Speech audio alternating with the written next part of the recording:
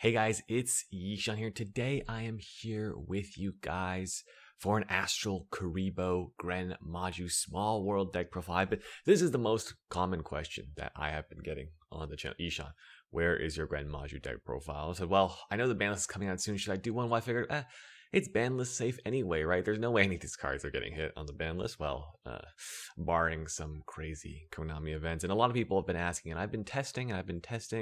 I've got some ideas. I wanted to share some with you today. So here's my Gren Maju deck profile. Let's just get started. Let's go right into it, right? I don't want to lose your attention. I want your precious watch time. So here we go. We're starting out with the new card, Astral Kuriboh, 2 Astral Kuriboh. Now, actually, I really like this card, right? Let's analyze the benefits and drawbacks of Astral Kuriboh. Number one, it's a level 8 that just special summons itself. So unlike a card like Danger Bigfoot, for example, this card always summons itself, and it's really nice. Drawback, it doesn't have attack points. I mean, it does. Technically, it has 100 of them, but you know what I mean, right? It can't attack anything, and in a simplified game state, this card doesn't do anything by itself. So drawback there. However, it's a guaranteed, and it has this nice protection from battle and card effect that it gives to the monster that it exceeds summons, right? So there's that. So I really like Astral Kuriboh, but again, hard once per turn. I'm going with a lot of 2-ofs in this deck because a lot of these cards don't work well in multiples, and we have so many options to choose from as a rank 8 deck that we don't need to cram our deck full of them. We can just sort of play a little bit of each and sort of smooth out our deck. But I like this card a lot. I really like the protection effect. Very useful. Comes up pretty handy.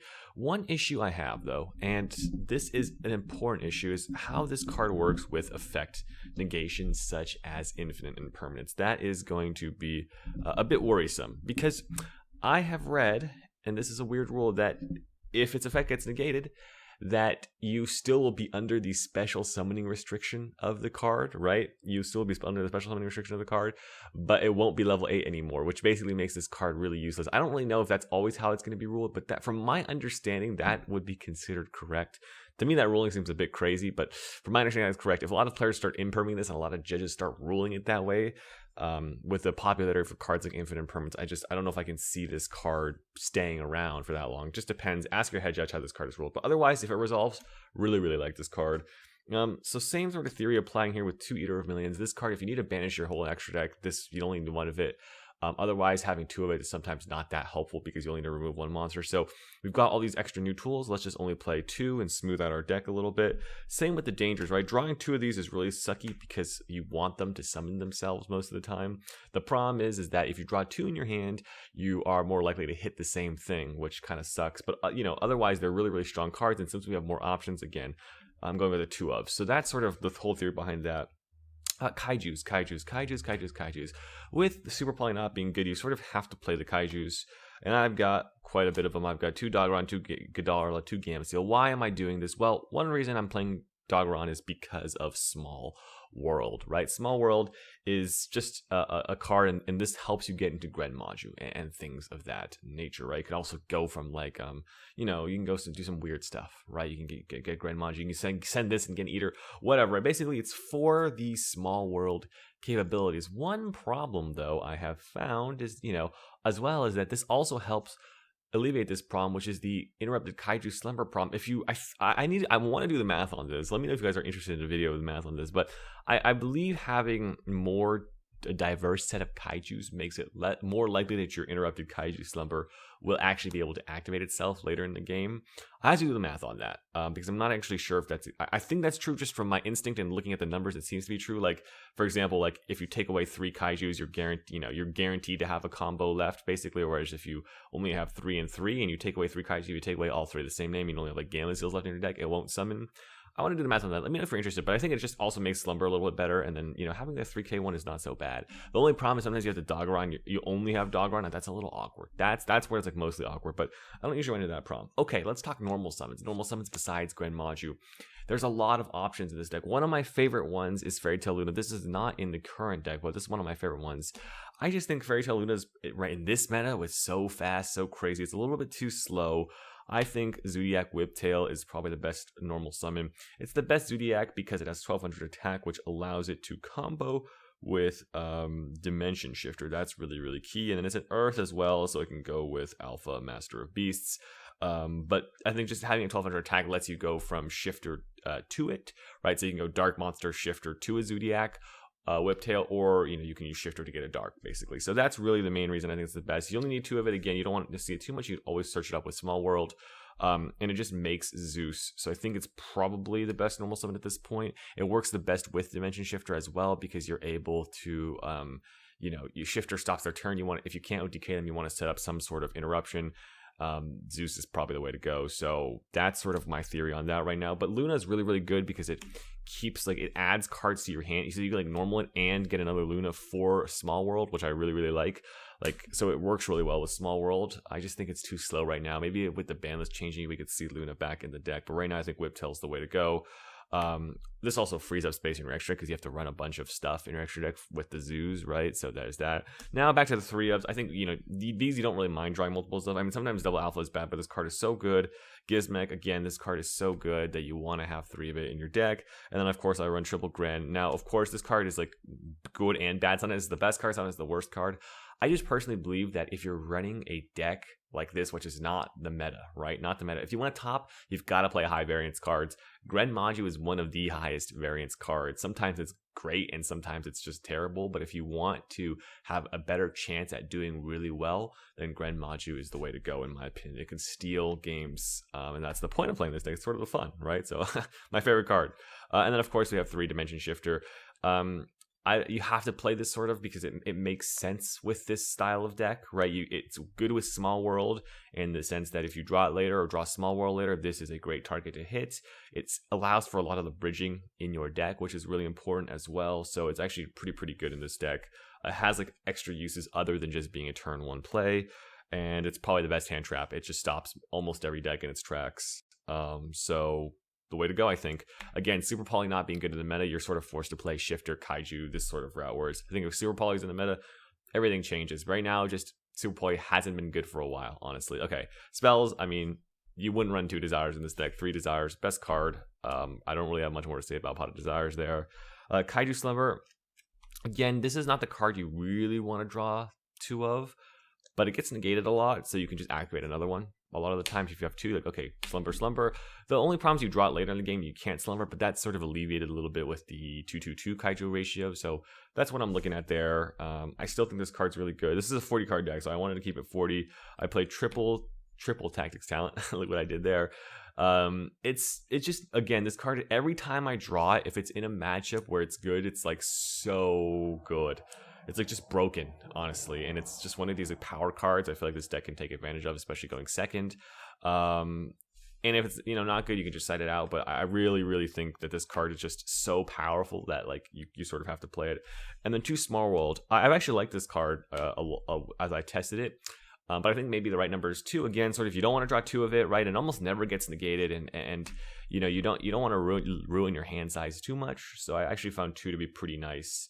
There's really not a huge reason to run 3. It's just you don't want to draw 2 of it. So again, this 2 of curve smoothing sort of idea is prevalent throughout the entire deck. I am not one to preach the value of 2 ofs, but I think in this case, especially when you're trying to standard 40, you've got new support, it makes some sense. So if I'm saying it makes some sense, then there might be some truth to it. I don't, again, that's just my theory so far right now, what I've been testing, what I've been liking. So let's do side deck, or let's actually do extra deck first. We got the standard Draglubian, best card with the Numeron Dragon and Hope Harbinger. This combo has been great. I've been using it for a long time, ever since the Master Rule change. Really, really like it. I don't have space for an extra Draglubian target because extra deck is so tight. But yeah, this is really, really good. So I like that there. We got a Galaxy Eyes Photon Lord. This card is insanely, ridiculously expensive for some reason. The problem though is, the problem is that you sort of have to run it because with so much nib running around, plus this is good with Astral Kuriboh. It's just good in general. A lot of times, you attack a monster, it has some trigger effect, you negate it, and then you have another gate for next turn. So this card comes up a lot. I've been using it a lot. Sanafond, good in stuff like the Drytron matchup, good against a lot of random decks, but also a number monster to make with your Astral Kuriboh. Lancelot I've been finding pretty useful, actually. It helps me on OCK a lot, where you just Lancelot plus another monster, attack directly, pop. They have like one thing to maybe stop you, but Lancelot is able to stop that. It's also, again, a number monster. It's also dark to go with the Zeus plays. I like it, actually. I like it a lot. It's been pretty useful for me, honestly. It's been pretty useful. So I would recommend that one. Dingirsu, summon it all the time. And then the Pain Gainer to go with the Zeus. Now, I actually run the number 77 Deadly Sins, which just goes on top of the Pain Gainer. I've actually found this to be quite useful in the sense that sometimes, like, there is nothing to, like, you don't want to send a monster, you want to send a back row. And you also, like, the Dingirsu can't get over anything. And just having that, this extra 4K pressure is pretty good, actually. And they actually have some effects. So it's good to like keep them in mind. They have some random effects, so definitely going to keep those in mind. But yeah, and then I play the 3 Zodiacs to go with this. Borbo is just the best one, and then Tiger Mortar is pretty good. Maybe you want to attach like a second double Whiptail later in the game, and then Shakunai, I guess if you want to make like a Phoenix or something later in the game, this card might come up, right? So, you know, just the 3 best Zeus. And then I play double Zeus because you have like so many ways to make Zeus in this deck. I feel like you want to have the second one just in case, because your deck is pretty Zeus centric. And then of course, one Nightmare Phoenix to pop those pesky back row that you see all the time bothering your Gren Maju, right? Get that out of there. We don't need it. We don't like back row in this area of town. All right, so side deck, triple Nibiru, best hand trap. I would almost main deck this, except there's just not that much space, and Gren Maju is already a deck prone to having a lot of dead cards sometimes. You know, this is not too great in the Invoked Shadol matchup, but it's pretty good in like Sword Soul, Birds, random, you know, Phantom Knights, Prank Kids, whatever, right? This is pretty good. So yeah, there's that, and then of course we've got some other side deck cards. I still like the Floodgates. That's me personally. I like TC Boo. You know, you could side out your Zodiacs if you want when you do this, or your summon limits, right? It really depends on what you think is going to happen. And then we got the Triple Twin Twisters, one of the better back removal cards. It helps in a lot of these like Shadol Schism, Prank Kids matches. You want to have the twins, and then Harpy, of course. I really like this card, just blowout. Macrocosmos, one of the better Floodgates, and then Red Reboot is just one of the best back row, like, you know, heavy trap decks. They just don't really have a good answer for it. And then this deck is pretty good OT gang, so I like that. Yeah, that is it, guys. That is the entire deck.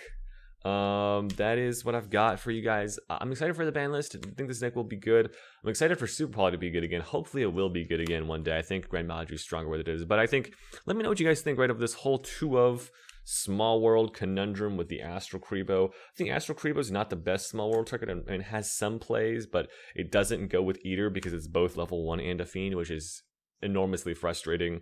But you know, it's not terrible, I guess I would say, right? It's not the greatest. You know, it can go to Gren Maju, which can grab you like a Doggeron in some weird situations, or it can grab you Eater because you can go from Gren to Eater. But it's a little bit weird. So, you know, it's not the best Small World target, but it's just a good level 8 in general. So not everything has to be really, really that good with Small World.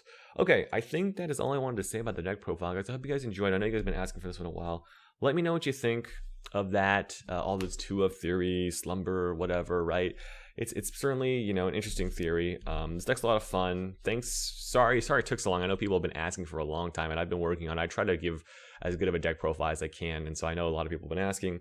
Here it is, guys. I hope you guys enjoyed it. You know, subscribe if you haven't already, right? If you enjoy the content, look at my TCG player link. I got these 6, you know, you can get the mats, or no, I don't know what I'm saying. You can get the sleeves from my other sponsor, Your Play Mats. These are some cool custom sleeves. I like looking at these World Champion sleeves. They look cool. Other than that, guys, thanks for watching. Subscribe, comment, blah, blah, blah. Do all that good stuff. Like, and, you know, I will see you guys in the next video.